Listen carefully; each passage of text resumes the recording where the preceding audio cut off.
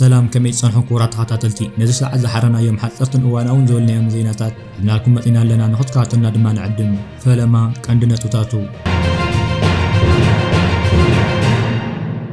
ኣብ ካናዳ ዝርከብ ምዕርፎ ነፈርቲ ቶሮንቶ ፔሪስን ተዓልፍ ዝነበረት ነፋሪት ሓደጋ መውደቕን ምግልባጥን እኳ ተጋጠማ ኩሎም ኣብታ ነፋሪት ዝነበሩ ተጓዓዝትን ሰራሕተኛታትን ብህይወቶም ከም ዝወፁ ተገሊጹ።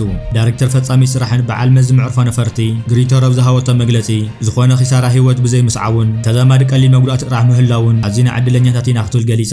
ኣብቲ ሓደጋ ሓደ ህፃንን ክልተ ባፅሕን ብኸቢድ ከም ዝተሃሰዩ ዝተገለጸ ኮይኑ ኣብ ማሕበራዊ መራኽብታት ዝወፁ ምስልታት ድማ ሓንቲ ነፋሪት ተገልቢጣ ትናሕሳ ኣብቲ በረድ ተሸፈነ ጽርግያታት ተደፊኡ የርእዩ። ብውሑ ድማ ሓደ ሸነኽ መንገብገብታ ነፋሪት ከምታ ሰበረ ዘረው ኮይኑ ተኻምን ፖሊስ ዝመፀት ነፋሪት መንገዲ ኣየር ደለታ ከም ዝኾነት ምዕርፎ ነፈርቲ ቶሮንቶ ፓሬስን ሓቢሩ። ኣብታ ነፋሪት ካብ ዝነበሩ 80 ሰባት እቶም 76 ተጓዓዝቲ ተመርዓተ ድማ ሰራሕተኛታት ምዃኖም ተገሊጹ።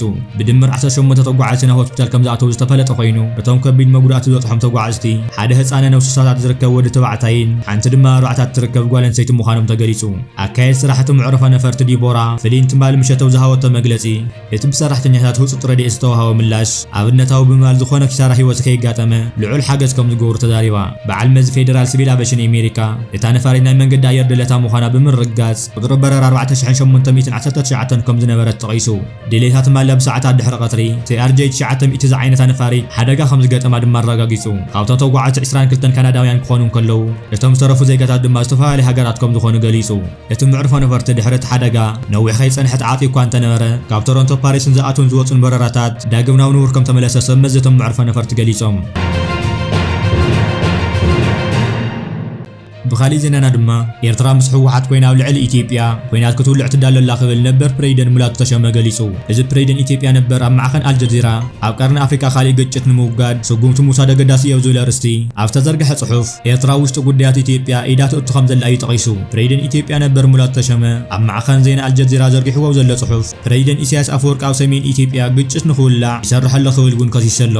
እዚ ናይ ሙላቱ ተሸመ ጽሑፍ ድማ ኩናት ምስ ተወልዐ ሻዕብያ እዩ ጀሚርዎ ንምባል ከም ዝኾነ ምኽንያት ክገብርዎ ከም ዝኾኑ እዮም ፖለቲከኛታት ዝገልጹ ዘለዉ።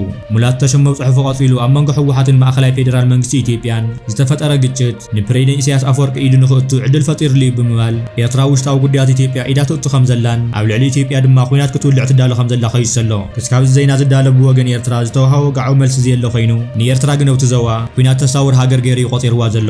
ፕሬዚደንት ኢትዮጵያ ነበር ሙላቱ ተሸመ ኣብቲ ጽሑፉ ብቐንዱ ንፕሬዚደንት ኢሳያስ ኣፈወርቂ ጎንፂ ዝደልን ጎንፅታት ዝዕንብብን ገይሩ እዩ ገሊጽዎ። ሙላቱ ተሸመ ኣብቲ ጽሑፉ ዝኾነ መርትዖ ዘይቐመጠን ኤርትራ መንጎ ክልተ ህወሓት ተፈጢሩ ዘሎ ምግማዕ ኢዳ ትእቱላ ክብል ከይሱ ኣሎ። ንዕጡቓት ፋኖ እውን ከም ትድግፎም ዝኸሰሰ ኮይኑ ኣብ ዝሓለፈ ወርሒ መስከረም ኣቦወንበር ህወሓት ብዶክተር ደብረጽዮን ገብረ ሚካኤል ዝምራሕ ጉጅለ ህወሓት ኣብ መንጎ ሰበስልጣን ክልል ትግራይን መንግስቲ ኤርትራን ርክባት ከም ዝተገበረ ብወግዒ ተዛሪቡ እምባሩ ይዝከር።